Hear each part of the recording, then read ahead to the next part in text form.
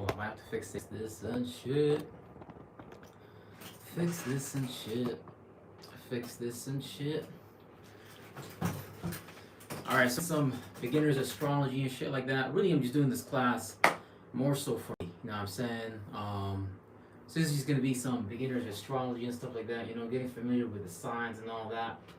You want to also always keep in mind that it's just trigonometry, pretty much. It's always just calculations, left brain, mathematics out the seasons and stuff like that. You know, once you get into your own speculative nature and stuff like that, you can create your own signs, you can create your own sigils from it, and you can give these things meanings and reasons. You know, because in every society, in every civilization, there's always a different one there. That's just basically a calculation for these different archetypes. Because really, we're just tracking down time periods. When you're tracking down time periods, it's different to representing with where, you know, these different planets, these different the sun, the moon is always emanating to us a different form of awareness that we're going to be either taking actions with, reacting and responding to as far as the moon. And these are going to be influence our lives, and these are going to be things that trigger us to do certain things based upon the accumulation, based upon the things we've accumulated. Because once a planet moves into a sign and stuff like that, whatever energy we've accumulated and stuff like that, that's going to be the end. We're either gonna fuck our life with, or that's gonna be the energy that we're gonna be able to fuck our life with, because everything's an accumulation. Think about it, right? You can eat food, but you can eat a lot of bad food and put your body through disease and shit like that, or you can good esoteric food and you can actually accumulate a healthy mind. You know what I'm saying? All this is about is just accumulations, and some people accumulate a mental illness on their mind, and some people accumulate some positive stuff on their mind that they're able with the world. You know what I'm saying? So, you know, when we're talking about astrology, remember, keep in mind, we're just talking about the seasons and stuff like that. You know, when we're talking about the sign of Aries, when you're talking about, you know, winter, Capricorn, Aquarius, Pisces, when it comes to the birth, the spring, you know, Aries is like a catastrophic light. It's like a catastrophic awareness because it's breaking out of winter and things of that nature. That's when you meet Aries, especially if they're a sun sign, they can seem like a very catastrophic person, or they can seem like they want to burn reality or burn through reality because they're seeing things, because they're creating their own vision. When it comes to Aries, you know, Aries is the initiating sign, because when we're dealing with spring, you're dealing with the initiator, you're dealing with the beginning thing, you know. And the beginning of something doesn't just have to be the spring season, it can also just be the birth of a child, where there's a lot of things that have a beginning. You know, you can begin a business, you know, you can bring a child into the world. You know, these things are just it's really just biology. Astrology really is just life in general. When you understand astrology, you also understand biology, you also understand anatomy, you also understand behavior, you also understand the nature of people and psychology, because these are just archetypes, characteristics that we play out in our lives and things of that nature, you know. So once we get into spring, you know, once we have that initiation, once we bring something into life from winter, you know, where something was solidified, something was hard. Think about, you know, Antarctica. Think about these cold places. These are things that, you know, are very cold, very icy. And when spring season comes along, that's bringing things back light, bringing warmth, where now the sun is being close to the earth, and now things can begin to be given vitality and stuff like that. You know, one of the sister, or I want to call it the sister sign, let's say the trine sign, Leo. Leo is all about vitality as well. That's also a fire sign, but it's a fixated fire sign. So when you talk about the fixated fire sign, they like to hold on to the vision, right? So when the sun, from spring to summer, before it goes into fall, this is where the sun is kind of giving off its most brightest light before it descends into Virgo and mutate into the fall season, right? So just a trigonometry system. When you understand these characteristics, when you understand these natures, you're able to put these natures in some speculative format to share with people. Because, you know, throughout civilizations, there was always some form of calendar where time was tracked. But when we're in time, we're not just tracking necessarily time periods. We're tracking time periods left brain wise, mathematically, but we're also tracking and understanding archetypes. Because people noticed back in the day that, you know, when the sun was moving from phase to phase throughout the seasons, people were displaying different natures. We was experiencing different natures, as above, so below. So the people were reacting and responding different, and the things that we were doing at that particular time were different. So we were always moving. Things were never, ever really still. So we're always changing with the seasons and stuff like that. So when we go from Aries, you know, the Martian sign, aggressive and passion, you know, the sun having their own individuality, and then having Pluto exalted there, where they can give death, give what's it called, transformation to things. Because Aries can seem like very aggressive people, but they're just really having their own point of view about things, and they don't necessarily like to point of view with other people. The opposite sign Libra likes to do that, where they do the extreme polar shift, where Aries is like an extreme aggressive individual. Libra, where they like to build relationships, where they like to relate, where here you have the sign of Mars, personal aggressions, personal passions, and then you have the Sun, the individuality of that person, right? Them playing out their own individuality, their own aggression, their own passion. Libra, complete opposite of that. Libra has Saturn, Libra has Venus, so Libra likes to build structure, build relationships, initiate forms of communication. Because when you're talking about Libra, you're talking about an air sign. So when you're talking about signs that are opposites, you're talking about the opposite sign bringing you balance as well. Because if you go extreme into any of these natures, right? I'm not going to tell you it's a good or bad idea. I'm just saying that's always good to bring balance to one's state of beings, and understand that, hey, there's always benefit from, the opposite, the dichotomy. The human being has the left brain and also has the right brain, and we can benefit from bringing these two things together to ground ourselves into reality, where, if it was to be too conservative, too logical and stuff like that, or if we were too right, we'd be too lost in our own imagination, lost in our own visions, lost in how we feel things. So, opposition is always good in society, because opposition helps us, things out. So, when we talk about spring, Aries coming into life, then we talk about Taurus, fixating that spring season, where now something is being hold on to, or just what's it called, fixated on, or just in, as far as that particular season being anchored in, because we're in the middle of it now traveling. So whenever the sun is in Taurus, now we're experiencing the fixated portion of that season and shit like that, right? And we're experiencing that fixated portion of that season. That means that we're in the middle of the travel of that season. That's why, like, the Greeks made these signs the way they did, because when they talk about a cardinal sign, they're talking about something initiating, something beginning, something new happening. Boom, spring. Then you got the fixed sign. Then something that's being fixated, something that's anchoring in that particular. And then when we talk about the mutable signs, you're talking about something mutating and adapting and changing form, right? Because when something is adapting, mutating, and changing form, just like how we talked about when it comes to coming from winter into spring, the last sign in winter is Pisces. Adapting, it's changing, it's mutating, it's transforming the environment into a new environment, shit like that, right? So these mutable signs are always ushered in and bringing us into a new season in some way, shape, or form. And as you can see, every season has its mutable sign, because it's part of the transition, where the natural order of things. So the world has a natural order, and we take that what's going on in the world, and we give it some form of order, so we can share it with other people and shit like that, right? So that's what these things are, man.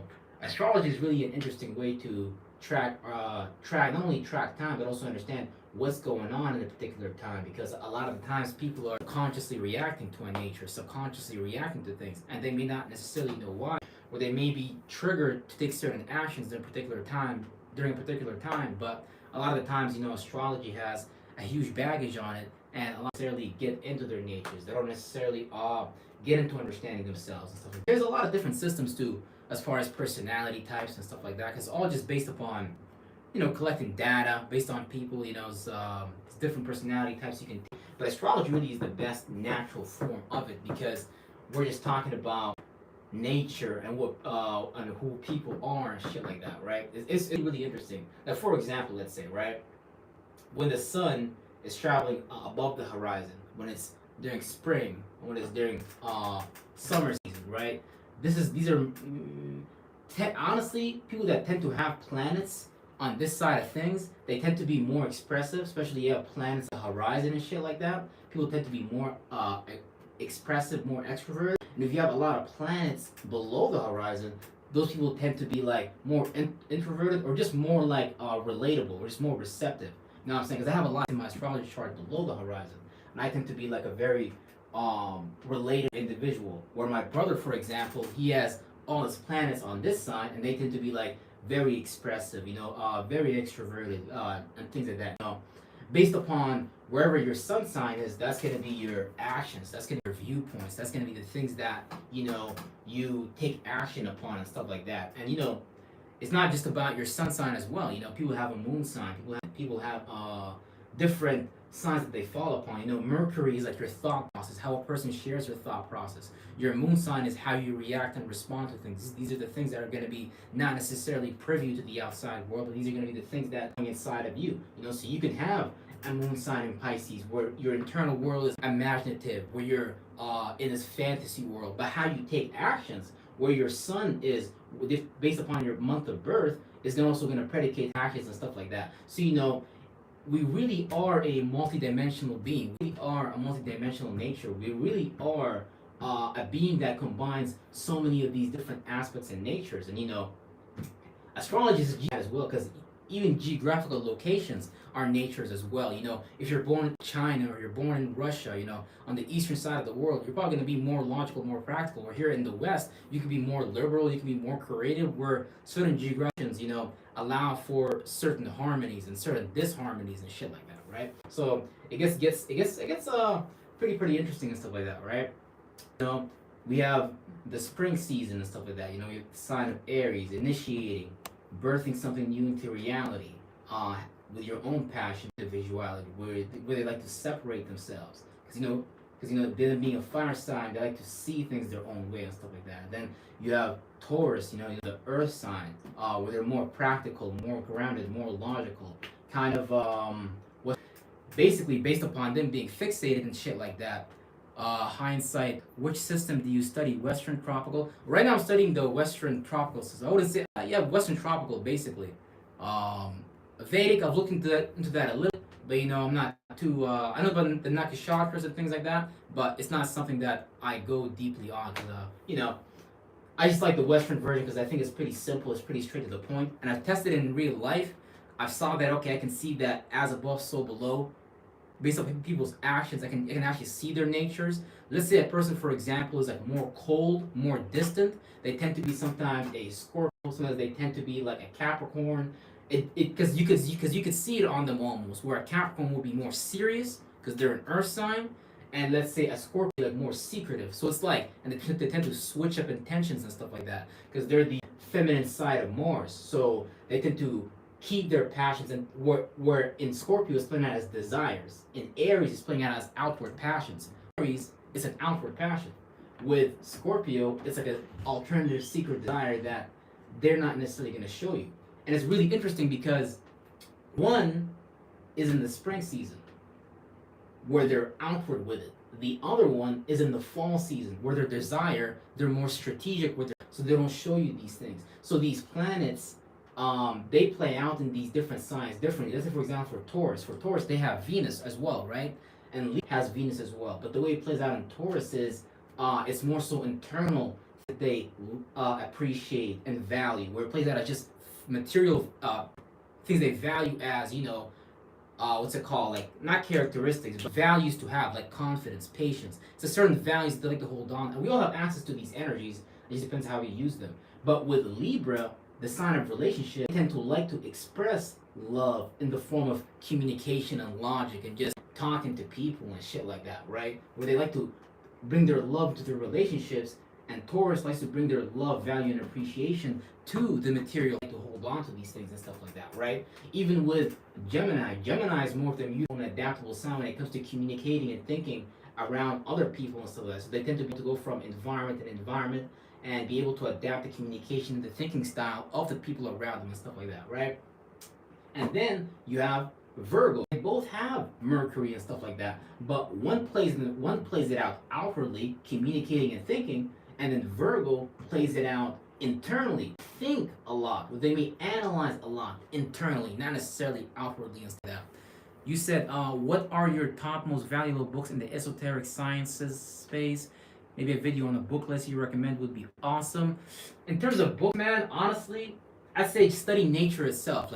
Like go out, look. Like example, right now, right? The sun is in Virgo, where we're mutating, we're changing into the fall season. So a lot of these things you will see like in life. You can get books. A lot of this information is available on the internet. It's just about connecting the dots on your own time and starting to see these things as above, so below. Because one of the things I've noticed was that a lot of the times we can be lost in language, in linguistics, and lockdown. We have to like learn to get back into our psyche and really start to pick up information with our senses. Because when people are being spicy, when people are being passionate, you can pick that up from them. So someone's being passionate, someone's being spicy, someone's being kind of like aggressive. They see things in their own way. They're probably a fire sign, Leo, Aries, Sagittarius. If someone is, more practical, trying to ground something, trying to make sense of stuff, in terms of a practical nature, they're probably a Taurus, Virgo, or a Capricorn. Because these are the earth signs. So if you look at someone, how someone plays out their psyche, you'd be able to see kind of like what sign they made. It's funny because I was just talking to a bunch of people outside before coming here, and I was able to successfully guess like three people's zodiac sign and stuff like that right off the bat, right away. Just because like I'm kind of training my mind to notice nature itself rather than necessarily seeing the realm of the word of logic, with the realm of numbers, not being lost in the illusion of the body, more so trying to understand the nature of the psyche be how people operate. Because a lot of the times people don't even know their subconscious. A lot of people don't know their. A lot of people don't even. A lot of people don't even care about this astrology stuff. But this stuff here is really incredible because this stuff will take you behind the scenes, and this stuff will help you understand. Because it's basically like understanding the full moon, understanding like the new moon, understanding these cycles, understanding all these planets and stuff like that. Sound is getting cut out intermittently. Hold on. You know what? Let me just wear my headphones actually.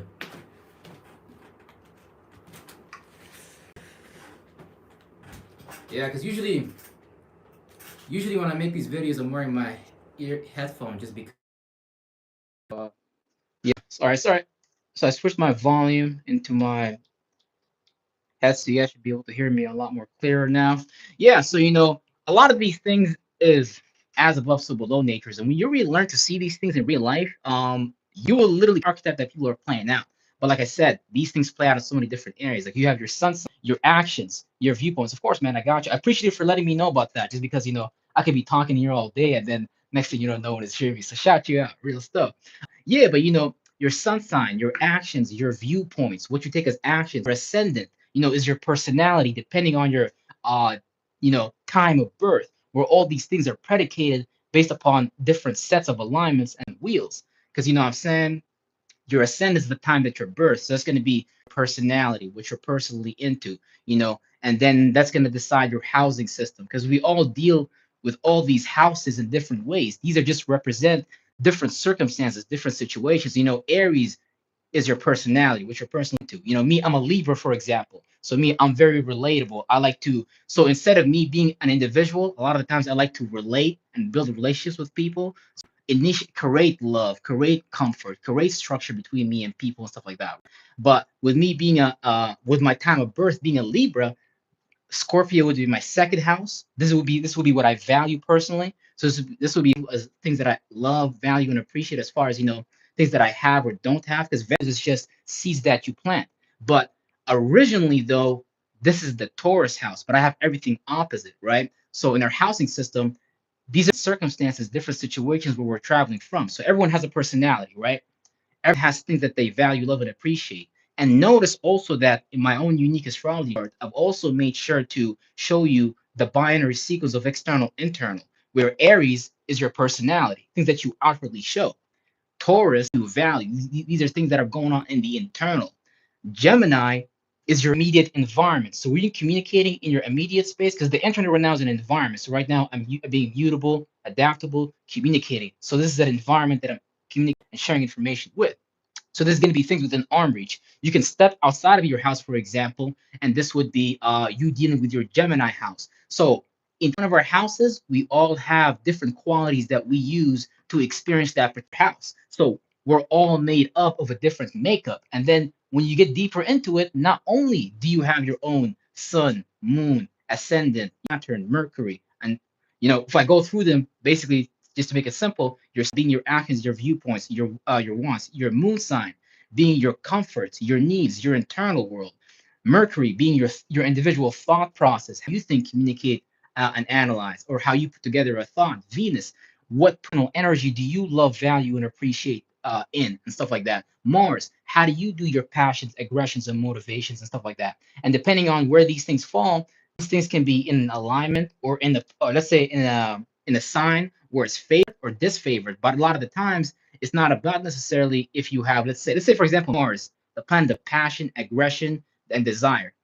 If you have that in Libra, it doesn't necessarily like to be there because now over there, I think it falls or it's away. So here, it can do those passions, aggressions, and desires without necessarily relating to other people. So these planets like to be in certain areas a lot of the times, but a lot of the times it's about us having mastery of those energies and not falling trapped to being like, oh, you know what, man, my Mercury Aquarius, this means in this lifetime, I'm not going to be a nobody. See, it doesn't work that way. It just works with really understanding your own chart. And when you understand your own astrology chart, you're able to take these things and apply these things to a higher degree and a better, and over time you grow a with these things if you really go within. Because alignments in astrology, when your planets align, you're also dealing with how your personal psyche is wired.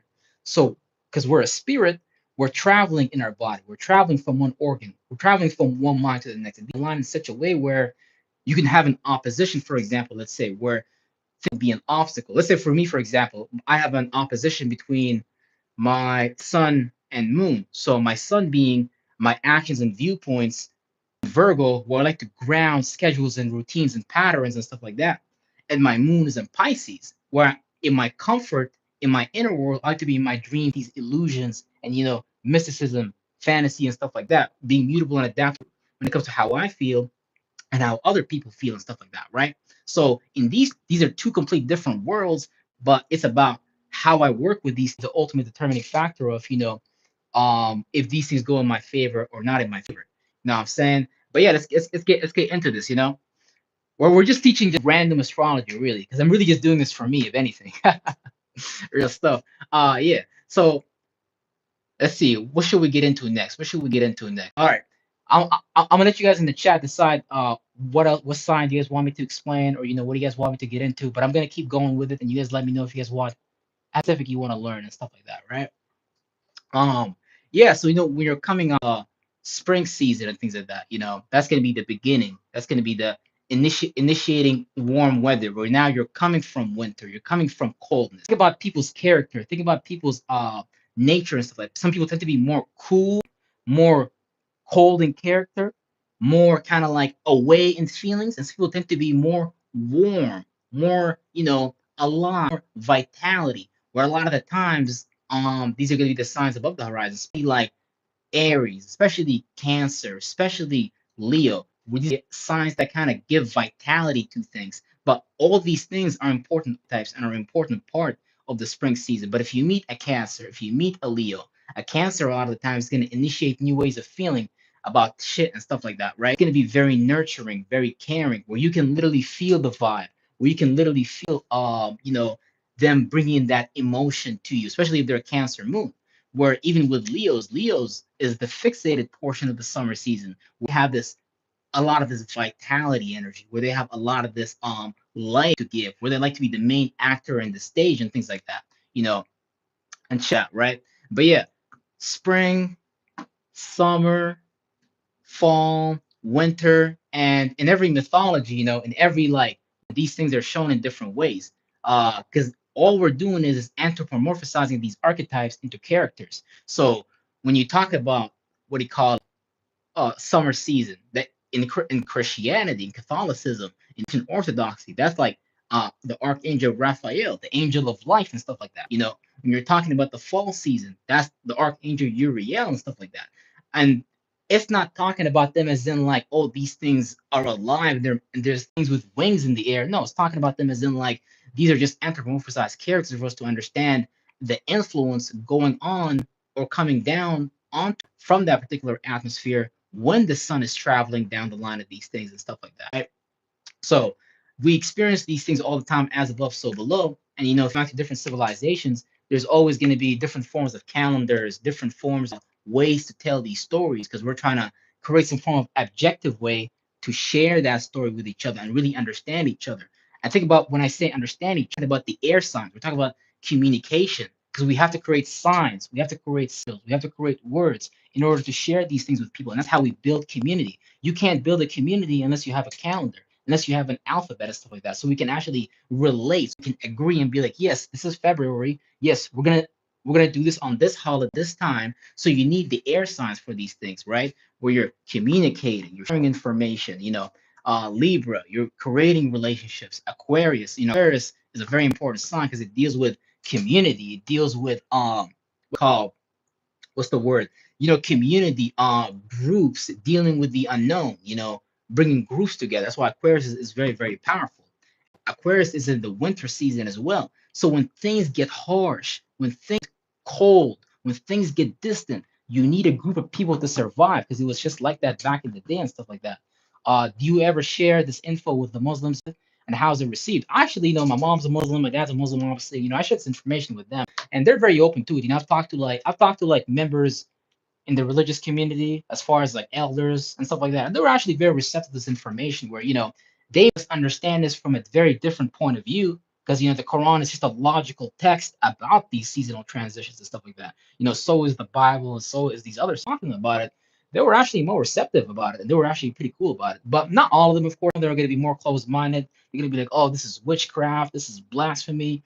You're not supposed to be doing this. But, at the end of the day, life is about creating your own trajectory, life is about your own purpose and stuff like that. And then you go down that path and you gotta like not even care what other people think and feel about it. Because like Muhammad, for example, when he started his journey, for 10 years, this guy was preaching. People was throwing rocks at him. People hated this dude, but eventually he dictator of all over Arabia. You know what I'm saying? Or it's the so-called Prophet Muhammad, new word. But the word that they are bringing is this very same thing. It's the word of God. This is the word of God here, where we take that word that's actually a vibe and turn it into some form of text to share it with people, right? This shit actually like demystifies reality, and then we're able to actually look at these things from a logical perspective, right? You said truths in the ways. Yeah, exactly. The Quran talk about meditating on signs. They talk about these things, but they're so lost in the objectivity of the word that they can't get out of that word and look at life itself. Because if we just looked at life itself, we'd all be able to relate based on a higher mentality level, and not this like stuck in logic. Because you can't be so stuck in the left brain. You also have a right brain. You gotta understand speculation. You gotta have your own speculative mysticism almost and shit like that. You said the ancient Muslim astrologers too. Yeah, exactly right. Exactly right. They used to have astrologers that helped them go to war on certain times. Man, I'm telling you, the astrologers they had a lot of astrologers helping them go to war.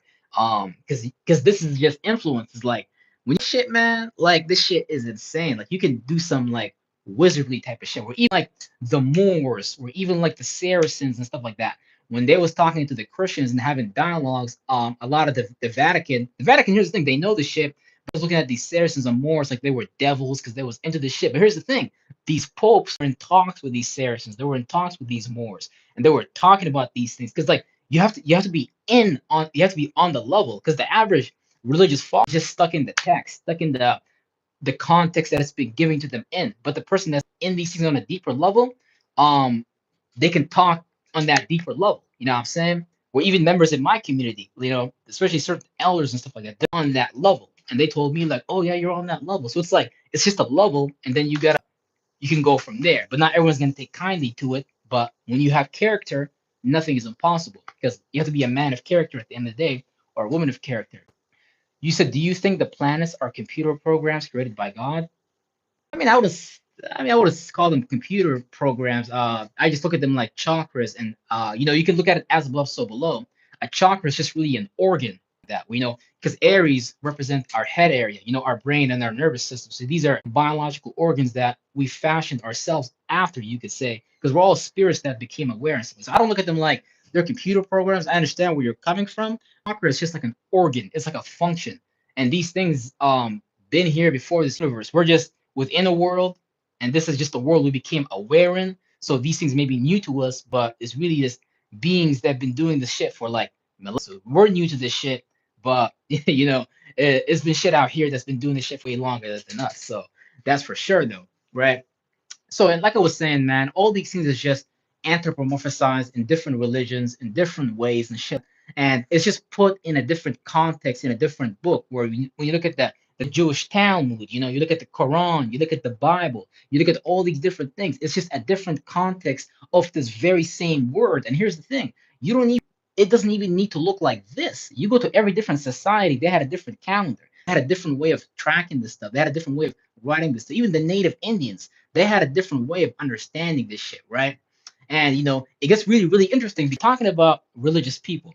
You're talking about people that are, how could I say this delicately? You're talking about people that are being directed by an awareness that is larger than them. So when you talk about the Middle East, you're talking about like Angel Michael influence, the sword, we're about like the word, we're about like logic. And it's not exactly that, but I'm trying to get y'all to understand that these are influences that we become aware of throughout time and shit like that. And these things are making us aware of certain part of our life. And as we accumulate awarenesses, as we accumulate our mind, as we accumulate our mentality, let's say, for example, you accumulate negativity. The negativity is going to get bigger and bigger and bigger. Eventually, it can become a mental illness, a biological disease, and that will be something that you did to yourself. Versus if we actually approach life with this degree of awareness, we can start to accumulate things that are healthier for us. But like I said, a lot of times, esoteric shit, all these things have like so much baggage behind it. These things are just looked upon as negative and stuff like that. But yeah, let's get back into the astrology and like the trigonometry of the stuff, right? Because when you look at astrology, man, you really gotta appreciate the mathematical behind this stuff, where it's all so organized because it's really just a calculation and stuff like that, right? You got the trigonometry of the fire signs. You got that trinity. No, you got the trinity of the earth signs. You got the trinity of the air signs. You got the trinity of the water signs. When, for example, let's say when we talk about, you're talking about the water sign that initiate the summer seasons, that where where the story of Noah's Ark even comes from. 12 a.m., where like the sun is now, I don't want to say that it's at its highest position, but it's starting to be at 12 o'clock, and now it's starting to fall down. And as the sun is starting to travel positions, not only during the months but also during the motherfucking times of the day, we're being influenced. So if you read books like King Solomon books and stuff like that, he talks about the very same thing. He talks about certain times, doing things during certain times, and that's why the Muslims pray during certain times, because they're really praying during a certain sun transition and shit like that. Even these holidays, when you talk about Ramadan and stuff like that, really talking about a particular travel. That's why that travel has a particular day. Laylat al-Qadr actually means the night of power, which really just means when the sun is at I forgot what it means, but it's basically like is at its longest. That's why they call it the night of power. It's when the sun is at its furthest, coldest and shit like that. Not coldest, just the most distance and shit. And that's when the night is at its longest. So it's literally just seasonal transitions and being able to put these things in holidays. And if these religious people actually understood that, they wouldn't be sitting there busy going to the mosque 5 times a day, because we would understand these things and we'd be able to build whole new religions, whole new civilizations. But we're just too into that old stuff.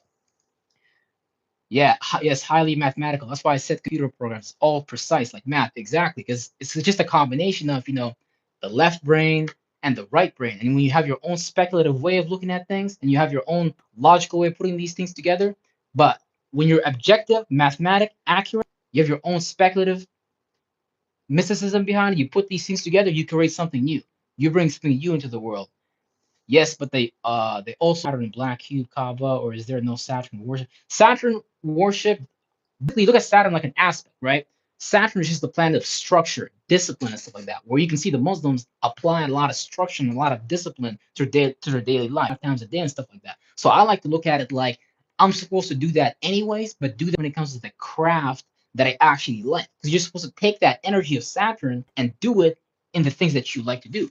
So, for example, let's say when you're talking about Capricorn, Capricorn likes to initiate new structure, initiate protocols of business, where it likes to create this stuff like that. So these signs have these same functions. When the sun travels through these signs or these planets, it makes us aware of these things, but we're supposed to take these energies in our own way. Where you got even Aquarius. Aquarius has Saturn in its structure, stuff like that.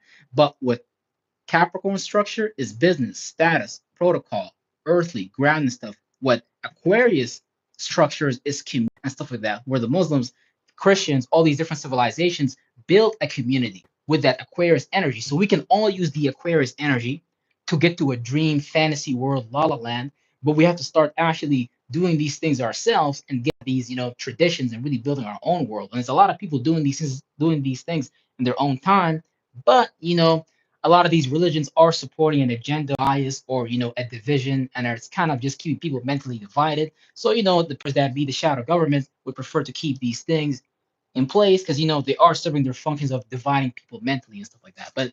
But even Christianity, you talk about Christianity, you're talking about the energy of Venus, you're talking about Libra, being relatable, showing love, appreciating people and stuff. Like where Christians, they go crazy for love to the point that you know, they might do like crazy stuff like give the church money. I had one of our subscribers tell me how his friends gave the church their whole retirement fund. I don't know the exact reason, but I guess because they love the church, they want to support the church and all that stuff. So they give the church all of their retirement, which I thought was pretty crazy. But it's all because of love. See, sometimes the energy of love can be evil. The energy of love can lead us astray. That's why we say stuff like, what's it called? Oh, I'm falling in love. See, falling in love is not a good idea because you don't really doing. You're not being calculative. You're being drunk on an emotion. Where it's not bad to be drunk on an emotion if you do it with a conscious awareness, and you actually are doing it with alchemy and stuff like that, where you're consciously doing this shit, where you're not falling blind to this shit. A lot of this music, a lot of this witchcraft that's created in society.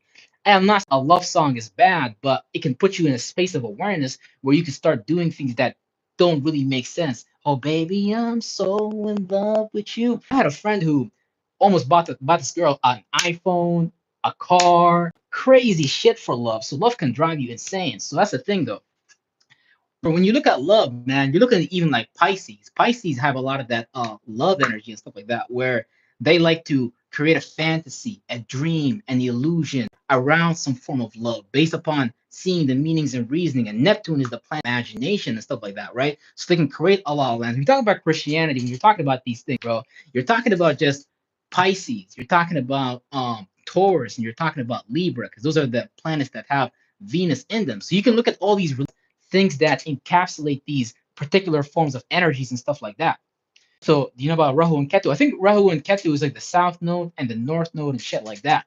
I believe so, but it's just different forms of it. Where the north node is going forward on something new that's uncomfortable for you, and the south node is staying comfortable and stuff like that. So because we're here to expand our awareness, we're all here to grow and shit like that. So you always want to be able to go in your north node energy and balance the two so you can expand your awareness and stuff like that where you're not being too comfortable. Because me, I got the north node in Pisces.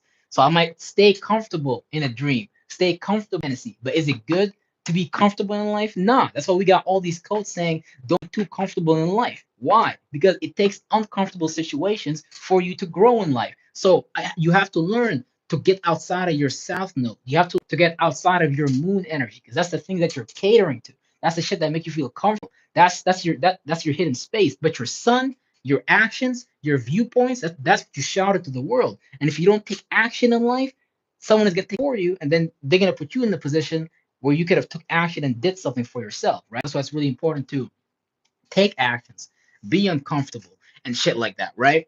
Yeah, if we got anyone else in the chat that want to jump in, this is kind of like a collective party, I guess, like that. Yeah, bro, stay spin. Yeah, but I be trying to be. I just jumped into this shit randomly, to be honest. I was trying to have fun and shit like that, right? Um, but yeah, so when it comes to a lot of the time, say for example, right? Let's say you want to manifest stuff in your life. Let's say you want to ground things to life. Let's say you actually want to have a status. Let's say you want to have a career. Let's say you want to practicalize, ground something. What you need to do then, you need your second house based upon your ascendant, your second house, which represents what you value, love, and appreciate, the values that you plant as seeds, because what does Taurus represent? The earth element, right? And then look at your sixth house, Virgo. What you value becomes your schedules, your routines, your patterns, and that becomes also your health, which become your wealth. And then once you do your second house, sixth house, you jump to your 10th house, and that becomes Capricorn, your status, your business, your protocol, what you're known for. So if you when you want to bring something into existence status, make sure you choose what you value wisely. Because look, you can choose to value crack. For example, you can value crack, do crack on a routine and pattern, and then boom, your status is a crackhead. Now the whole neighborhood know you as a crackhead. And look, that's Billy the crackhead. right? So you want to do these things consciously and get into the trap of, just falling under these currents and influences, because a lot of times people can't deal with their own feelings, and there's so many conveniences in a world that make people, I guess you could say, cater to external things rather than the internal things. Because remember, this is why I make these things black here, because these houses are more so things that are internal values. These are things that are your heart chakra, how you feel about yourself. That's internal. Virgo, your routines and schedule, the things that you think and analyze about, some shit that's internal, not necessarily external.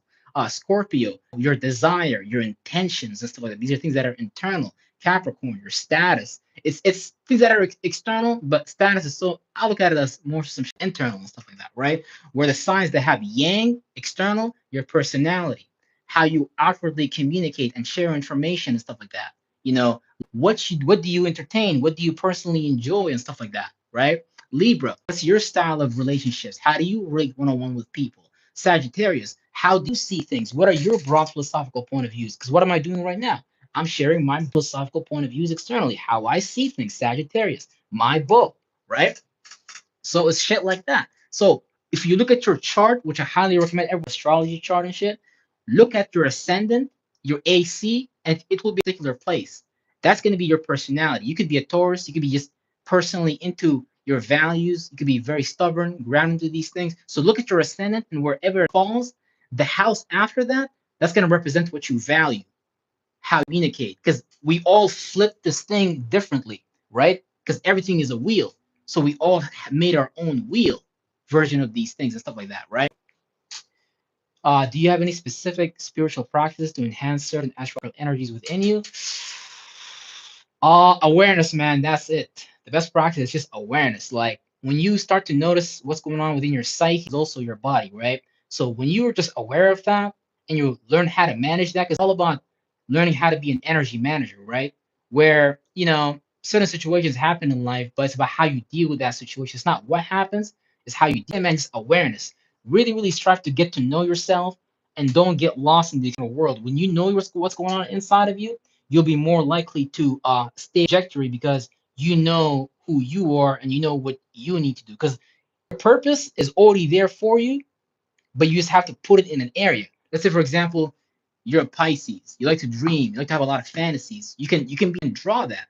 Maybe you're an Aquarius. I know this girl, for example. She's a Capricorn moon, and she's an Aquarius sun. So what she's comfortable with is business, status, power, protocol, initiating new ways of growth with that. But her sun is Aquarius. She'll like take actions and viewpoints towards community building and stuff like that. So when I looked at her, when I met her the first time, I'm like, this girl would be a good manager. This girl would be like a good advertiser, because all these things are gonna create you in a particular way. And here's the thing: I'm not saying if you're an Earth air sign, that means that you're gonna be working as an accountant where you're just practical and logical. No, these elements have so many different ways that you can put them in these. That you want to express yourself through. A device can just be like your music.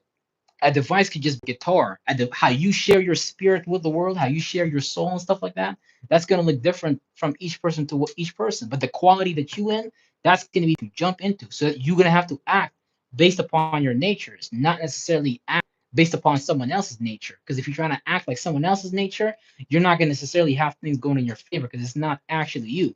Think about when we watch TV. Think about all these things outside of us.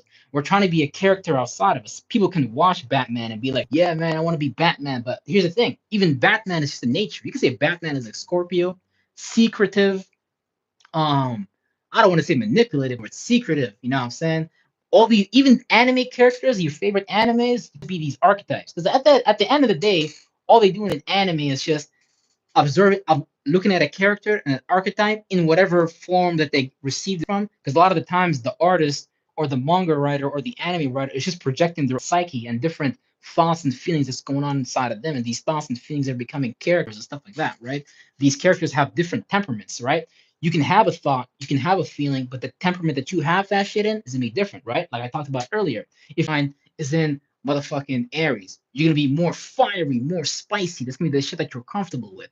If your moon sign is in Virgo, you're going to be more logical, more grounded, more focused on schedules and routines. So what's happening in your psyche is different than what's going on in other people's psyche and stuff like that. Yeah, anime soul. Because I look at anime like just mythology, pretty much, just like Japanese. Oh shit, just like Japanese mythology and stuff like that. It's just talking about characters where all these different mythology. It's just literally about seasonal transitions and shit like that, right?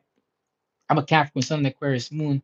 What does that say about me? Yes, Moon. So you're gonna be fixated on your ways of thinking and your ways of thinking, and you're just gonna be comfortable with kind of like on your fixated ways of thinking, where you're more comfortable with building community, kind of like basically structuring relationships based upon community, but by being unique. So you could be like inside of you could be like airheaded, you could be like thinking a lot of words going on and stuff like that, but that's just your moon. That's what you're comfortable with. You're comfortable with your fixated ways of thinking. So a lot of the times people may not be able to change how you think and stuff like that. But and you're a Capricorn sun, that means your actions and viewpoints is going to be towards things that are serious, kind of like initiating status, kind of like being passionate and aggressive when it comes to building structure where you're grounding things into existence, right? So you're basically going to be a very logical, practical person when it comes to how you react when you take actions and stuff like that. So that's why it's really important to get into your own psychology, where you when you understand these things, basically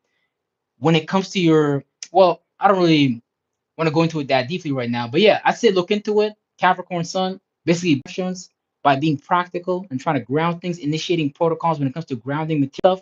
It could even be like it can come off as even like being materialistic or some shit like that. But it's basically about just starting business and just taking actions towards that and stuff. Aquarius Moon is just dealing with air, dealing with forms of communication, dealing with logic, and really being fixated on your thinking where, you could be internally being comfortable with being unique or trying to structure your way of being unique around the community. So, I say read about it, look into it, because at the end of the day, you understand your own psychology as well when you're getting into these things and stuff like that, right? Man, yeah, I think that's it, man. I think that's it for today, bro. Yeah, thank you for tapping in, bro. Really appreciate it and stuff. Yeah, study yourself, man, know yourself, and when you do that, you're really gonna take yourself places because now you're not waiting for the world to tell you about you. Now you can tell the world the story about you, and you can actually begin to be this next legend, this next mythology. Because look, if I was not confident in my dreams, fantasies, illusions, and stuff like that, I wouldn't make my own astrology chart in my own unique way, right? So you really gotta be true to yourself and do what is true to you, no matter how hard it is. And here's the thing: it's gonna be different alignments that you're dealing with, and the better you learn to deal with these things, which is basically dealing with your own psyche, the better you're going to be able to be grounded and world rather than erratic and lost in emotions. Because unfortunately, a lot of our young generation lost in emotions, lost in this like world of being reactionary, lost on TikTok, where they're not building nothing, but they're just lost into the influence of the world. And, the influence of is like we're using these technologies negatively. Aquarius, a lot of the times, it's talking about technologies and stuff like that too, where we've manifested these technologies, but we're not using these technologies in a positive way. A lot of times we use these technologies in a very negative way.